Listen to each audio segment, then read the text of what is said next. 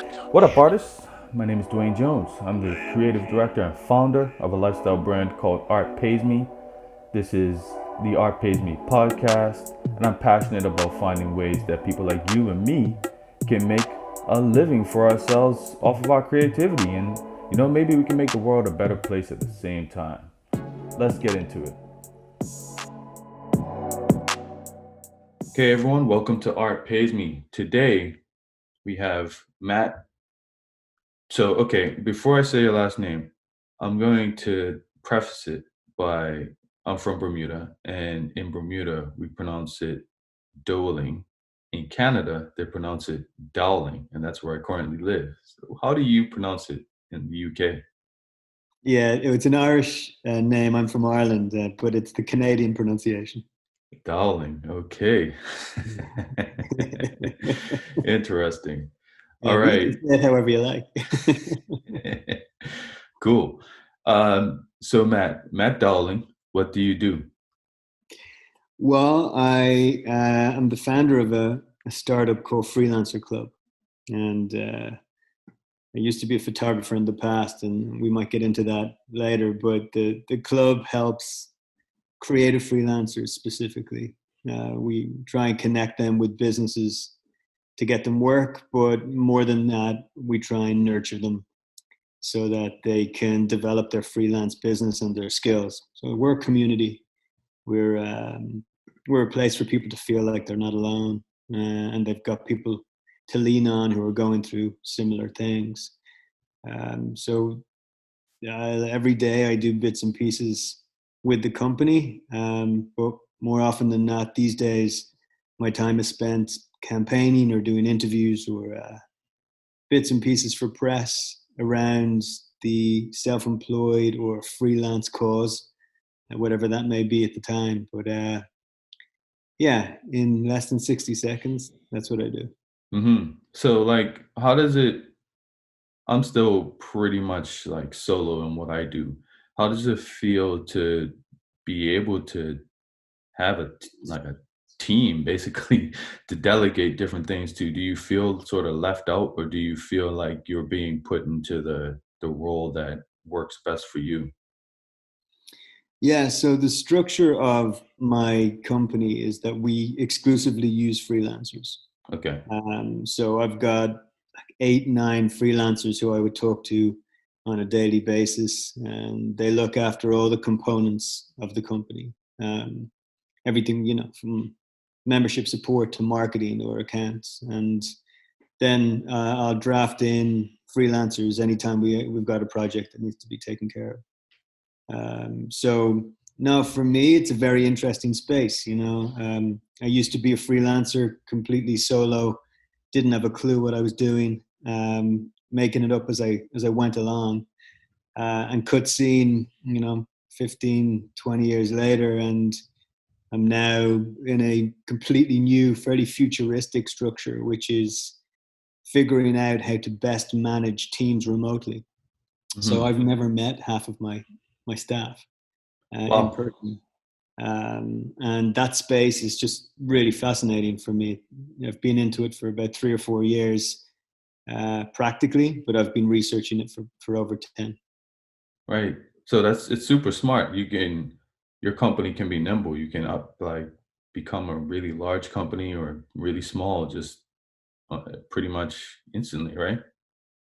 Yeah, that's exactly why we did it. So we used to be a very traditional company. We had an office in London. We had full-time staff. We had long-term contracts and policies and all the stuff that a good company should have. And we just started to realize that we were so new at the time. A lot of the guys weren't able to fill their weeks. We just either didn't have enough work for them because we were still developing, or we were asking them to do things that they weren't necessarily suited to. Mhm. So we took a look at it and we thought, could be a bit extreme, but why don't we try something totally different and create a completely fluid and flexible working structure? Exactly as you've said, we're able to grow in areas that we were busy and hold back on areas that we weren't. and pull and push the levers depending on what we needed at the time. So that's what we did about 3.5, 4 years ago.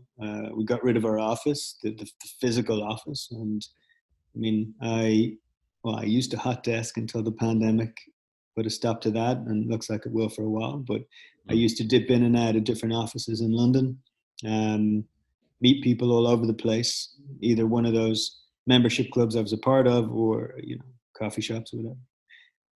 But really, all the business gets done via Slack, via Zoom, via email, but all online. Mm. Wow, that's really cool, actually. Um, and you're based in London currently. Yeah, we're based in London, but my team predominantly are UK based, but Mm. I've got a few guys who are dotted around the world who jump in depending on their time zone when they wake up, and we loop them into what's going on. Right. And your business is membership based. Are your members also sort of dotted around the world? Yeah, so when we launched, we brought with us our crew from our fashion photography days. So I had about 30, 40 people who I pitched the idea to and said, look, want to onboard you because there's no cost. I just want cool people on the site. I want to set a strong precedent to show that this is a club for people who want to who learn and grow. But there's a certain quality that what we want. I mean, really, anybody can join the club. It's not exclusive. But we wanted to show what you could aspire to be as well. So because of the nature of the type of freelancers we uh, initially were helping the members, they were face-to-face guys, photographers, makeup artists, stylists. So they had to be there in person. And because of that, the majority of the members were and are UK based. Hmm. But interestingly, in the last 2 months, we've been forced to pivot and reach out to a much more global membership base, and try and attract people who work remotely and have been working remotely for a while. So we've seen a huge spike in web designers, web developers, graphic designers, copywriters, UX, UI, people who ordinarily we wouldn't have been able to help, but now we've moved a lot of our resources into that space. We're able to continue to help the face-to-face guys as the economy gets back on its feet, but we're also in touch now with a whole new demographic of people, which is, for me personally, really exciting. That's cool. So, how do you come across the work? Like, do you have sort of client side members and freelancer members, or is it just you guys? You go out and you find the work and bring it to the site, and then your members have access to it. Yes, it's the latter. Okay. So we have a space where companies can create company pages on the site. Hmm. And one of the USBs of what we're doing is to try and disrupt the freelance recruitment space. Hmm. So we figured that if you want to hire a freelancer, you shouldn't have to pay a lot of money to post an ad. You can go to an agency if you've got the budget, but even big companies are recognizing the annual costs for agencies can get out of hand pretty quickly. Or you can ask a friend, you can get on Google, you can post something on Facebook or Insta or whatever. There's a lot of avenues, and we don't think there's any one amazing avenue that provides you with high quality creative talent without a lot of the administrative faff. So we came up with this concept called concierge service, Hmm. and it combines cutting edge technology that uses an algorithm to list our applicants. So you can post a job at no cost. The algorithm does a lot of the work and matches your brief based on a number of data points to our members, to the talent. Hmm. And then somebody from our team, so a human, steps in at that point who has the insights, and not only of our members but of the industry, and they'll get to know your brand, find out what you want, and have the freelancer contact you directly. So you don't have to sift through CVs, portfolios, anything. You'll just get a phone call or an email from someone who our concierge believes is the perfect match. Right. And if it's not, we'll do it again. We work on a credit system like that, so it's significantly cheaper. But on the to your original question, we would organically attract quite a lot of companies because of this low cost way to acquire talent. Right. And yeah, we have strategies in place to also go out and speak to companies. We want to help companies as much as possible create an agile workforce the way we run. If they want to do that hardcore the way we're doing it, or if they just need to plug a few skill gaps, we can hook them up. Cool. And how many members do you have at this point in time? Just over 40,000. Okay. All right. And so, like, what would you say is the most like challenging part of doing something like this? As in running the company. Yeah. Um, the trickiest part is trying to stay on top of everything Mm, because you're managing a team of people in a range of different departments. And in a traditional company, there might be a marketing manager looking after the marketing team, same in accounts and PR, for example. But with our setup, with my setup, I'm having to dip my toes into 6 or 7 different sectors, and what that means is you got to build up really good relationships with the team. mm, You've got to listen to them and hire people who are independent thinkers and autonomous workers. They don't need to be micromanaged.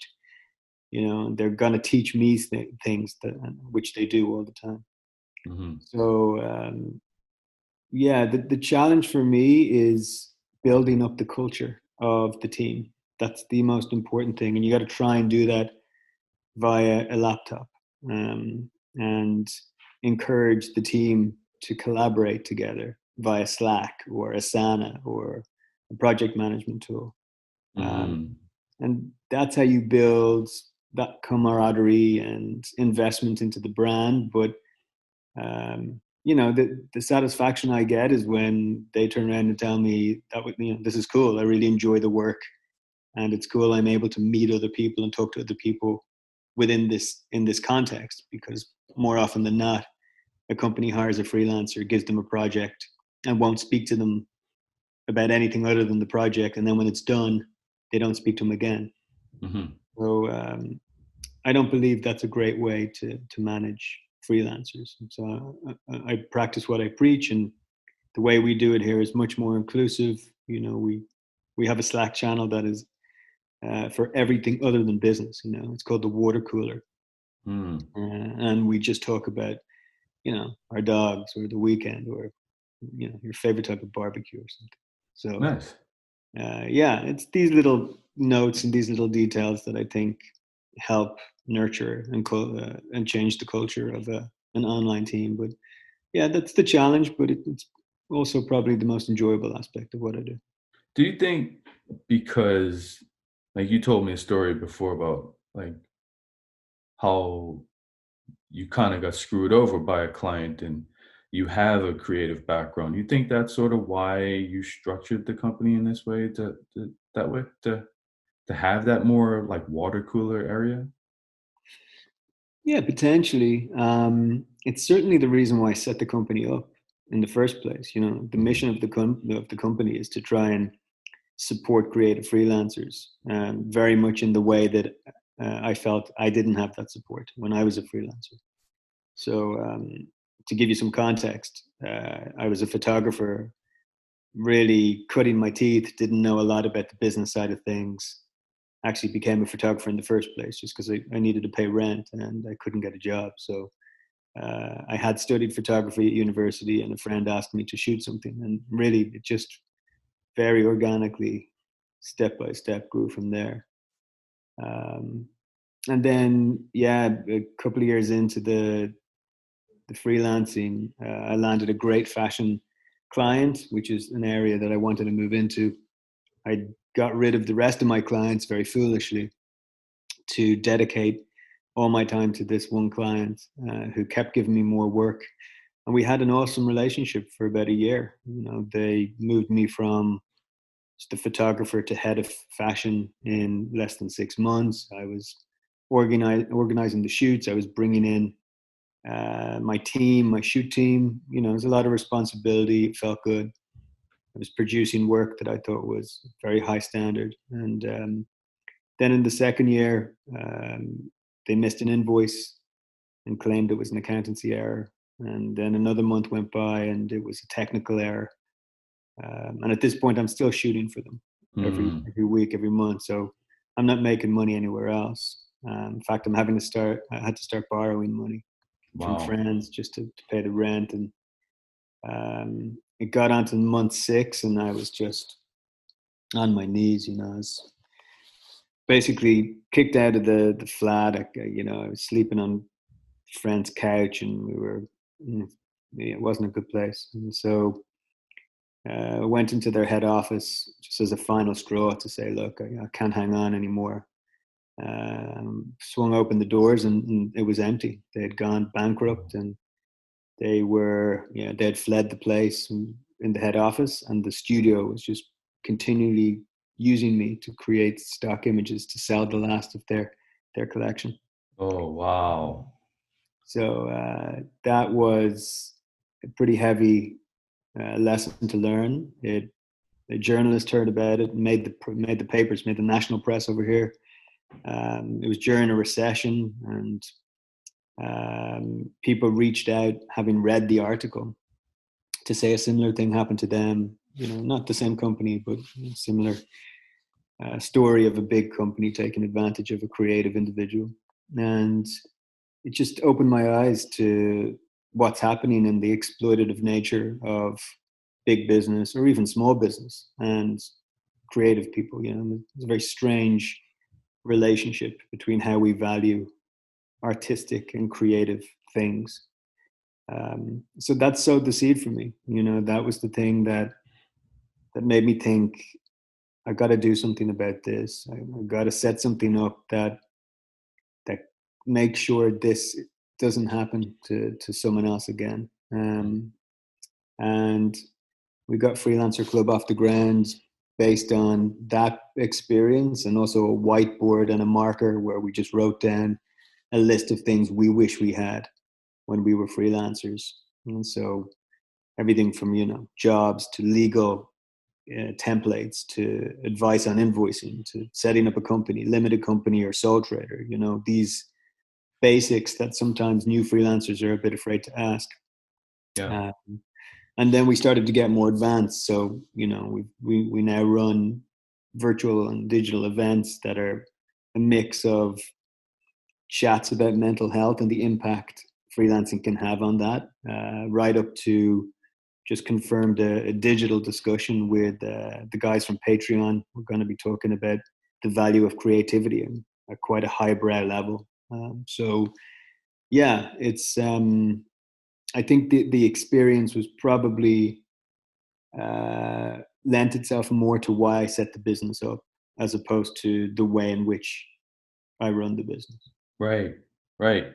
And you went to school for photography. Do you feel like art schools and design schools and schools that teach creativity in general, do you feel like they're preparing creatives for these kind of experiences when they leave school? Well, the uni I went to, the university I went to, was a contemporary art degree. So I was there to study contemporary art, and some of the projects that I produced required, or certainly didn't require, but I chose photography and a bit of film Got you. within that. So uh, I went to a pretty cool uni that was very much about, if you put the effort in, all the resources are there to help you out. And University of Westminster in London.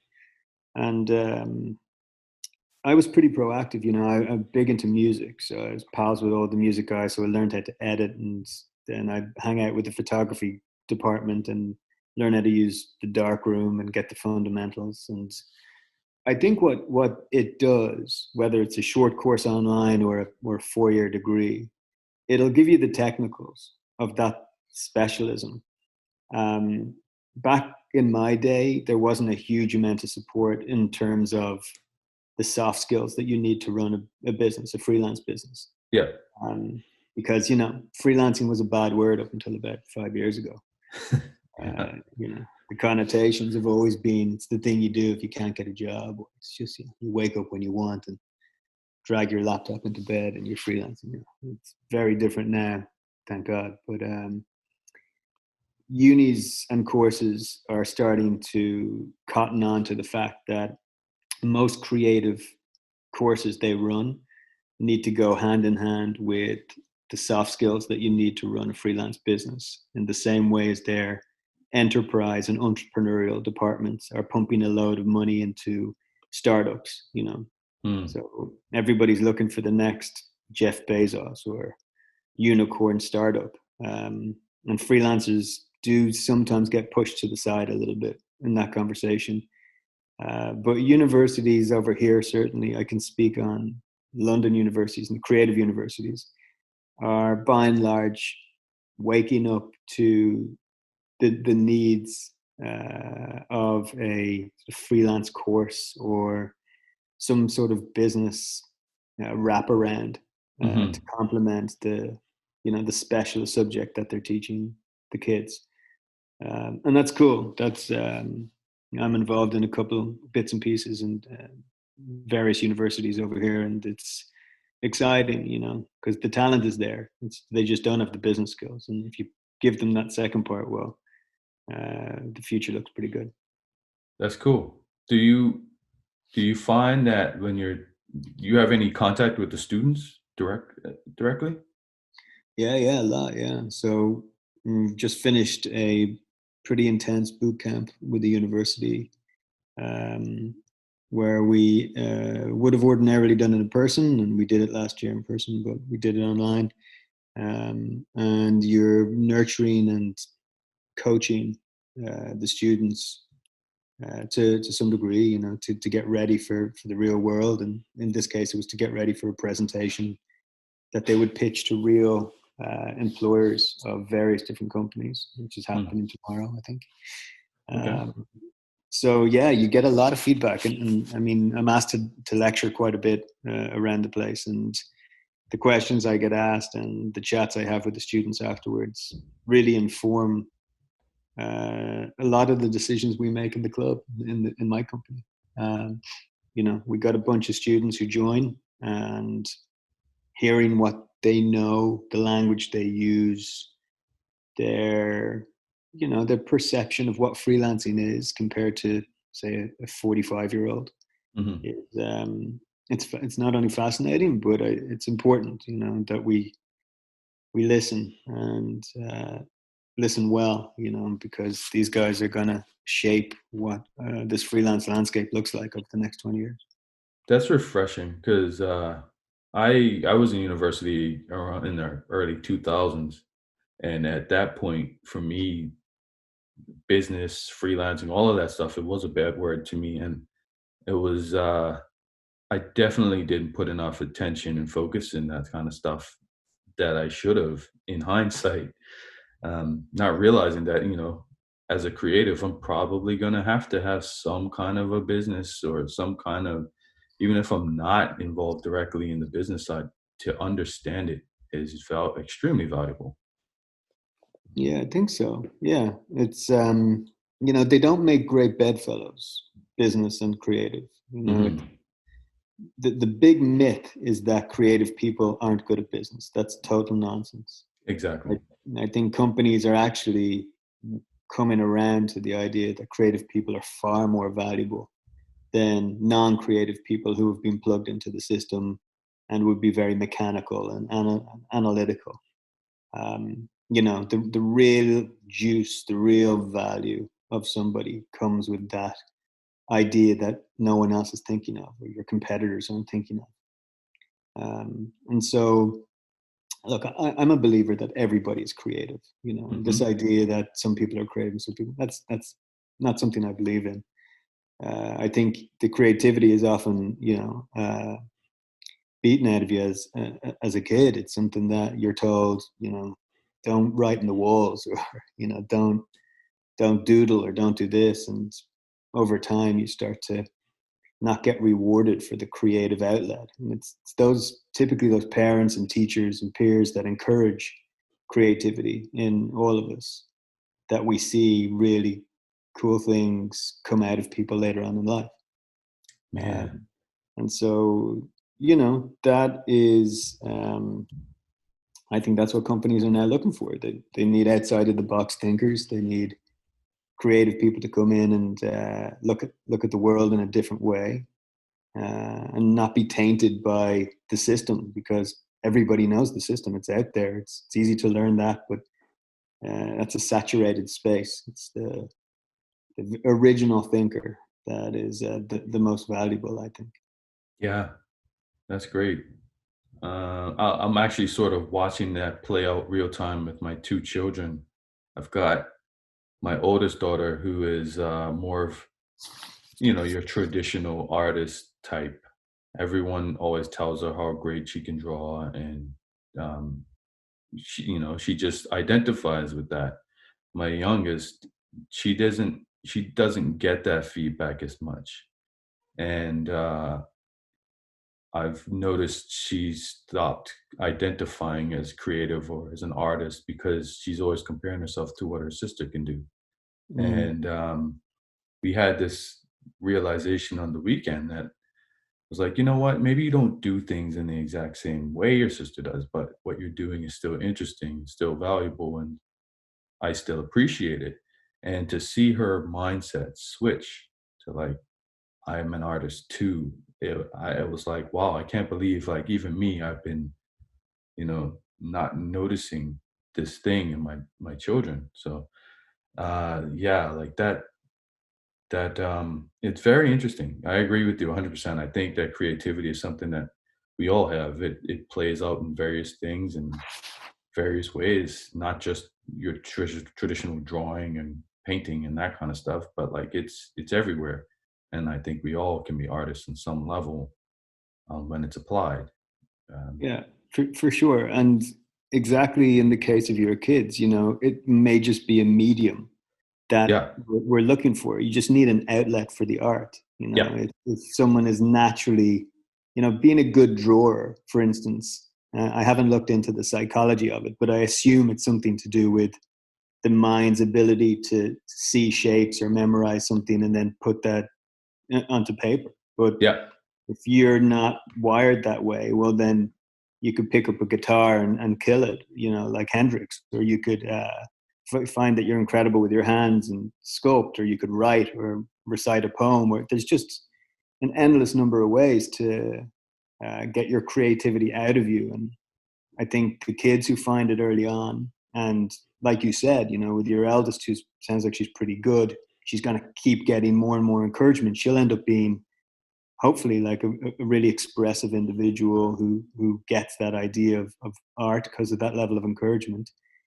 And I guess the role of the parent in some ways, if they're this way inclined, is to encourage the kids to explore other ways to express themselves. hmm, And if they do find things that they like and that they're into, certainly not to restrict it to one thing. Just let them go crazy. There's no one more creative than kids. And I think it's those guys who hang on to that feeling into adulthood that are top of their game, just in terms of how they express themselves. There's no barriers, there's no self consciousness about what they're willing to put out there into the world. It's a truth, that's very innocent and childlike. So yeah, I think it's interesting to see it in kids, and I have a niece and nephew who have similar dynamic, and they're fantastic. You set them a creative challenge, and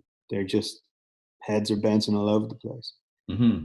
It's great to see. It's something that I think a lot of adults would love to be able to tap into.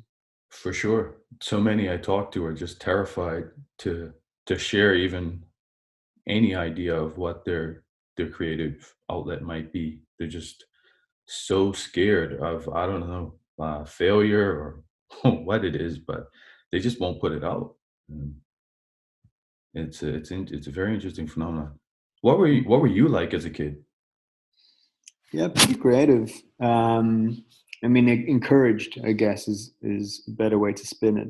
And got very lucky that my folks were all about the creativity and the art. You know, I'd be sent to art camps and summer camps and stuff that were all about expressing various different, you know, creative ideas. So everything, all the things we're talking about, all the different mediums, but really encouraged. You know, very musical household where anyone who came into the house, they were encouraged to pick up one of the 20 instruments that we're knocking about and give things a blast. And um, so very expressive in that regard.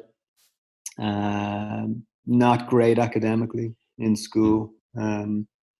It took me to come to university over here actually to discover that I had dyslexia, and that was something that I think frustrated me in secondary school, which I guess do you guys call it high school?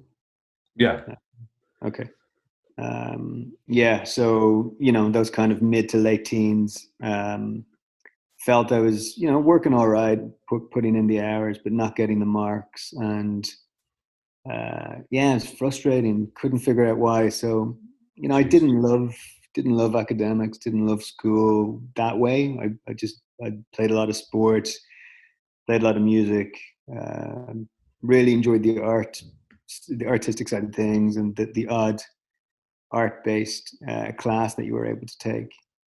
Um, but yeah, I mean, for school for me, I'd love to see them rip up the current structure and you know, celebrate and rewards kids who, you know, thinks like slightly differently or have have a broader range of skills and not just a kind of memory test that it seems to be back when I was doing it, and I don't think it's changed since. So yeah, growing up was I grew up in Dublin. It was cool, very to you know, very cool household and very creative bunch of mates as well. So it was a good platform to learn.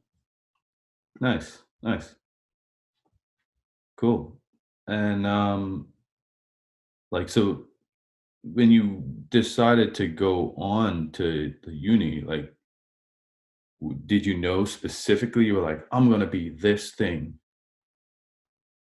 Or was No it way. No, I didn't have a clue. I mean, the first uni I went to was in Dublin, and I was studying Russian and biblical studies, Oh wow. and that was exclusively just to get into the university that I wanted to get into, where some of my mates were going. So it was the how it works in Dublin is you get a certain number of points. They add up your exam results, and based on those points, you can apply to certain degrees. So this was the lowest possible degree. I had no interest in Russian or biblical studies. Just Uh, got in. yeah, I just wanted to get in. In my naivety, I thought, yeah, I'll transfer to law next year or something. So just got in and loved the university. I loved the concept of uni and hanging out, meeting new people. Very much the first time I felt you could express yourself without being judged, and you could find your tribe a lot more in university than in school, and that was very freeing. But I didn't click with the head of the department or the course. You know, I never really went much, and so dropped out after a year. Um, I did a portfolio course quite quickly in Dublin, so that all about putting together an artistic portfolio. I realized, you know, I kind of realized that was an option. To be honest with you, you know, it Mm, was. It's funny. It's just it's not talked about so much, or wasn't anyway. That getting into a creative space is a possibility. right. So the whole idea is, you know, do well in school, get some points, go to university, get a degree, from university, get a job. Um, the irony is that, you know, my dad is a business owner, he's an entrepreneur. Most of my family is now. Both my brothers are. I very much come from a background of entrepreneurialism. I just never contextualized it back then. Right. It's tough to kind of know that was an option for me too. When all of your mates are doing engineering courses and law and medicine or whatever. Mm-hmm. So, yeah, that was definitely an eye-opening moment. But from there, I went on holiday to Italy with a mate of mine, and loved it so much I ripped up my return ticket and I stayed for a year, teaching English and hanging out with very cool people. Uh, First time I picked up the camera really was in Italy. Met a very interesting dude whose brother worked for Vogue Italia, and he hooked me up with a meeting, and yeah, he got me working as a bit of an assistant on the side with a couple of shoots, and picked up the bug from there, and then got accepted into University of Westminster in London. Wow. Flew back, you know, after a year in Italy, and did the degree in London, but really had no clue what I wanted to do when I was done. You know, there's not a lot you can do with a contemporary art degree Mm-hmm. uh, that's directly related to it. It's more of a course that gives you certain skills and appreciations to then go on and choose what you want to do after. But yeah, always into business. I was set up my first company in university. Very quickly set up the second straight after, and when I got into the photography. So yeah, in hindsight, it probably gave me the tools to be an entrepreneur, as much as I dislike that kind of phrase, but it's all of those qualities that, you know, risk taking, creativity of thought, and some sort of head for business. Yeah, and the rest I kind of made up as I went along. Right. Why do you dislike entrepreneur? Well, I love it. I mean, I love the concept of it, and it's a tricky word, I guess, is what I mean. It has a lot of connotations to it, um, and I think it's been kind of banded about a little bit to, I don't know, to mean a certain type of person. But yeah, I think I'd probably see myself as someone who's quite entrepreneurial in terms of the way I think. Mm-hmm. But I like to believe that I think slightly differently, which maybe is actually part of the definition of entrepreneurialism. You know what it is for me? I have a I have really embraced the idea of creative entrepreneurship in the last few years. But I would say that the idea of an entrepreneur is kind of triggering for me in my trajectory because when I think back, the people that I had similar experiences of people taking advantage of me as a creative. 99% of them were entrepreneurs. Mm, mm, There's always someone trying to like hustle some kind of free work for their new startup or some business idea, or they want to pay you an exposure or whatever the case may be. It was always like someone who was just hustling and needed some kind of help. Um, so I'm like torn. I'm like, on one hand, there are great things to learn from that, and like you said, there's just the concept of it I love, but it is triggering for me sometimes when I think back to those days of people who were just willing to hustle and basically take advantage of whoever they need to get to that next rung in their business. Um, so in in terms of that, like, how does your business, and I'm not necessarily trying to throw these type of companies under the bus when I do this, but how does your business compare to some of like these other freelance based businesses or task based businesses like a Fiverr or an Upwork or anything like that? mm. We're totally different in terms of the business model. So we are a membership business model, subscription business model. Hmm. They work on a percentage agency business model.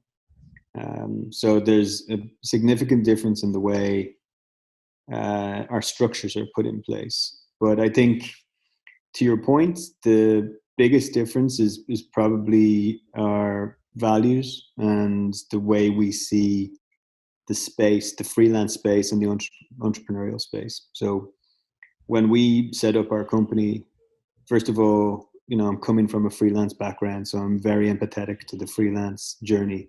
Hmm. Um, this wasn't set up to make millions and try and sell the company in 4 or 5 years' time. This was a company that was driven by a set of values that I had, and something I was very passionate about. I wanted to help other people.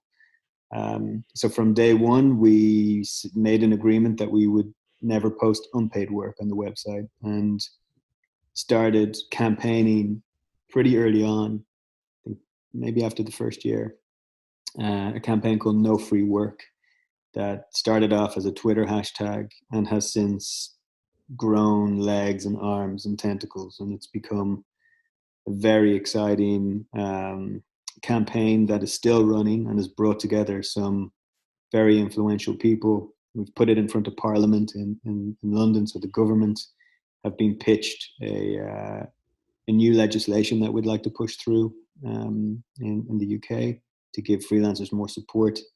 But bottom line is, I hate unpaid work. I hate exploitative work in any form. So it can be, exposure. It can be the promise of paid work in the future. It can be prestige sometimes. Yeah. Um, and if it makes you feel any better, it's not just startups that rip you off. Big companies do it too. But I do agree with you. I think smaller companies, and this is something we need to address. Smaller companies tend not to have the resources Yes. to pay, and the shame of it is they do have resources to pay for some things, but paying for creativity seems to fall into the free work bracket on their business plan. Right. Exactly. um, and it's because there's a glamour to it, and it's because there's somebody who's going to be willing to take it because it looks cool to work for a brand, or they can add it to their portfolio. The culture is tainted. um, so at the absolute core of the No Free Work campaign is a mission to change the culture around how people perceive creativity and creative people. And it's that, in my opinion, that we need to address and we need to change. So I know Fiverr and People Per Hour and Upwork and these guys, I've met a lot of the founders. They, I think in some cases, they do an amazing job. And in terms of their functionality, I've used it to hire people in the past. It's, I get it. I think it's a very clever Hmm. SaaS company in some cases, or gig economy site. But where I think they're falling down is they're not protecting the people they're professing to help. Hmm. And all of the ads and all of the draw of these places is this freedom, this idea of this entrepreneurial fluid lifestyle that, you know, some good looking guy with a laptop on a beach, this kind of Yeah. idea. But I do feel they should be doing a lot more to protect the value of the talent on these sites, because it is a race to the bottom on a lot of them. I think Fiverr probably has the worst reputation of the ones you've mentioned. Hmm. And yeah, you're just going to find that we're losing amazing talent, and we're going to be left with some rich kids whose parents can afford to pay for their rent while they do this as a hobby. I mean, that's what the future looks like if we don't do something about it. Right. So Um, in that regard, we are polar opposites. Freelancer Club, you know, the jobs aspect of the Freelancer Club is one part of a membership community. And we recognize that it's a very valuable part. It's why a lot of people join.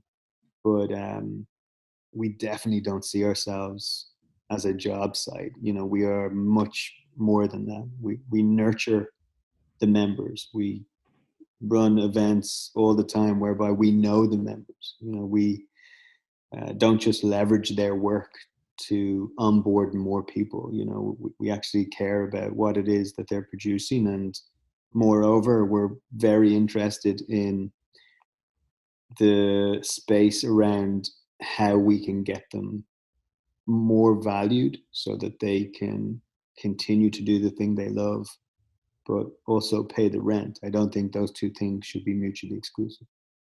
Absolutely. That's 100% my mission.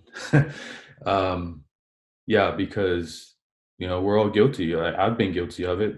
That glamour side, that like, or you feel like, yeah, there is an exchange of, well, I enjoy doing this, so but no, it's a business, it's work, it's all work.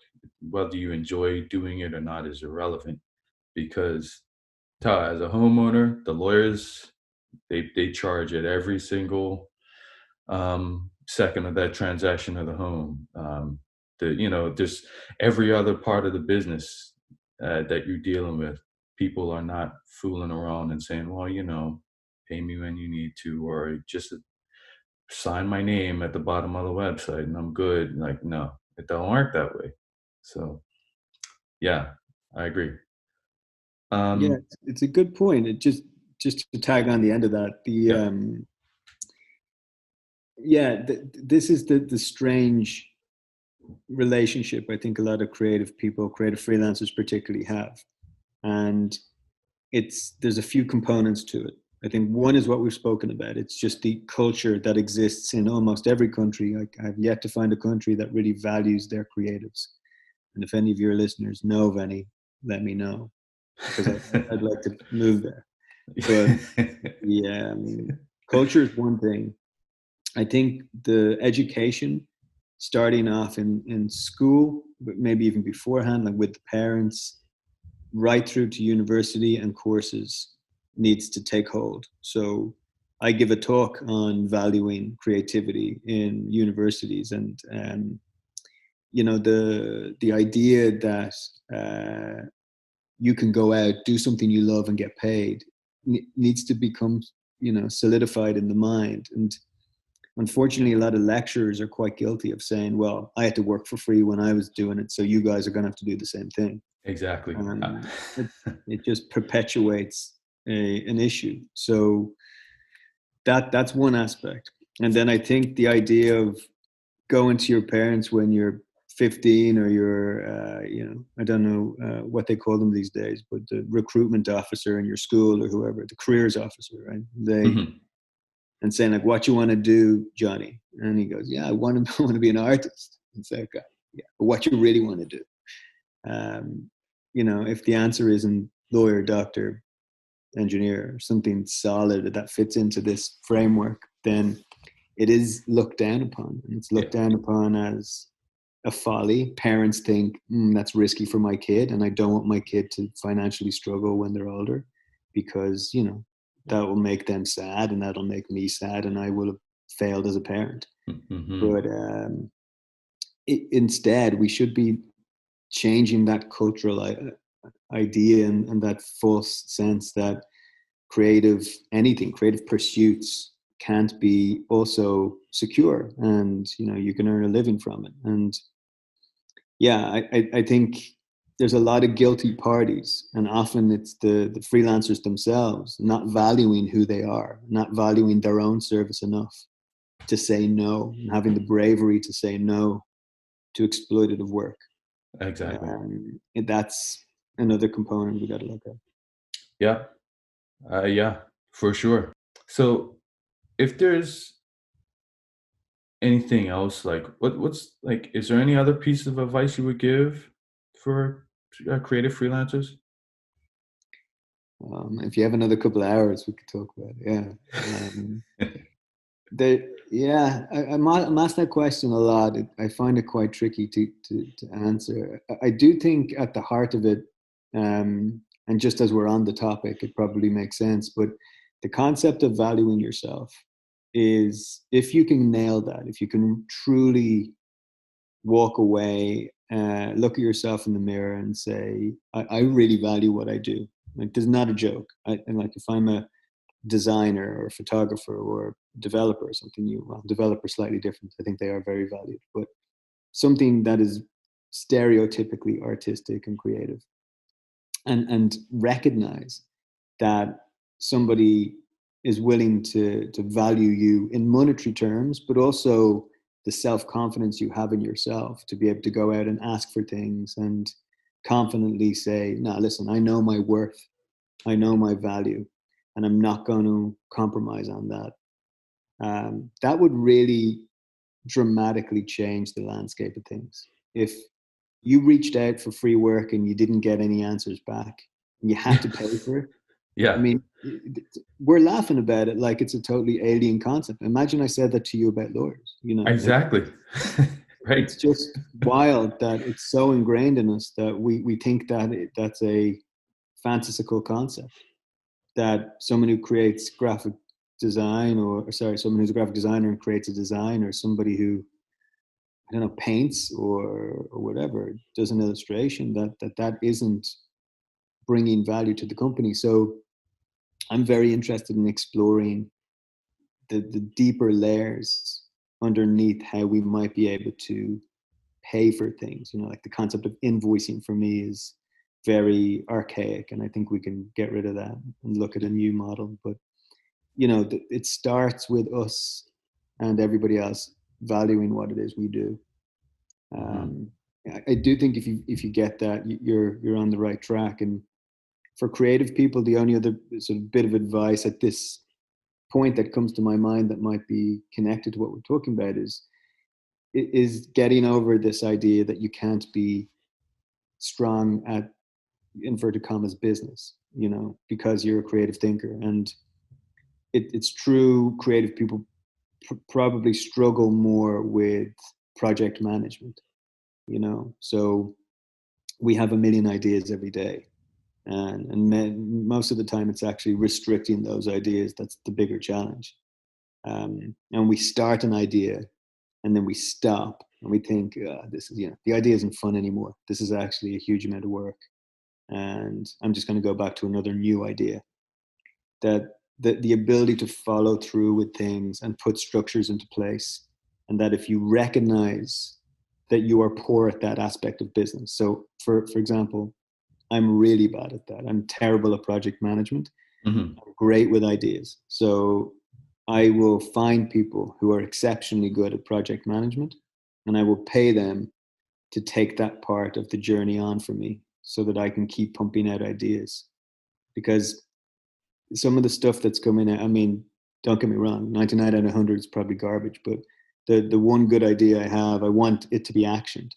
Hmm. Um, and so just putting things in place, once you recognize your weaknesses, you can bring together teams of freelancers, and you can use them to build out your business. And, so long as you pay them fairly, I think you're onto a real interesting business dynamic that can make for a very successful creative career without having to get your hands too messy in the sort of businessy financial stuff. Hmm. Great. Anything else going on that you may want to promote? There's always something going on, and people I'm sure can Google us, and if they like what we're about, like I said, we're inclusive. We're now looking to grow globally a little bit more, so we welcome people to come check us out and promote their work, showcase their work, and see if they can extract some of the stuff that we're talking about for their own businesses. But aside from that, if people want to follow the no free work hashtag and just try and share that, amongst your mates, any creative friends you've got. Just trying to get the word out that, yeah, unpaid work is not the way to go. That Yeah. would be amazing. You know what? How do you feel about contests? Um, I don't like them. Mm. I think they fall into spec work. Hmm. And if memory serves, I think Upwork have an option for contests. I mean, that may be wrong, so don't quote me. But I do know a significant website gives you the option to post a contest or Hmm. a job. And, if you have a contest amongst professionals, that means out of 199 people have done the work and not been paid. Uh, Yeah. One person gets the job. So I think it's a really dangerous precedent to set. I think it's shocking and should be abolished. Yeah. That is, again, just an indictment of how people perceive this idea of doing a bit of doodling and getting the work. And the gray area that we've got there is that non-professionals can enter a competition and Hmm. win a prize, and that's all good. But Hmm. remember, if you are one of those people doing that, you're taking work away from a professional and you're perpetuating an exploitative culture. Yeah. So it's wrapped up in a friendly way, and there might be a nice little prize at the end of it. But the idea of contests on job sites that I assumed were trying to onboard professional talent is disgraceful, and I'd love to see them completely abolished. It's yeah, it's poor show. I, I, okay. I get so pissed when my friends send me these things. It's always like my non-designer friends or whatever. But whenever there's some art contest or design contest, and it's often by big companies, like you said before, and it's like, yo, you have the money to pay somebody. Like seriously, why are you having this contest? And it's like, yo, my friends, please stop sending me this shit because I don't want it. It's like you said, it's just an insult to the industry as a whole, and the prize is often not even nearly what I would charge if I was to do it anyway. So Yeah, yeah. yeah. I think if they just hire you and pay you well, I think that's probably the best prize you can get. Exactly. Yeah. Sorry about that. I had to get that rant out. Where can people find you online? So we're freelancerclub.net, and then all the socials and stuff are attached to the site. But they'll get everything if they hit that up. Cool. All right, Matt. Thank you for doing Art Pays Me. This was it was great to hear your perspective on these things. And yeah, take care. My pleasure, man. Thanks a lot. Thank you so much for listening to the Art Pays Me podcast. Thank you to Langy Beats for the theme music.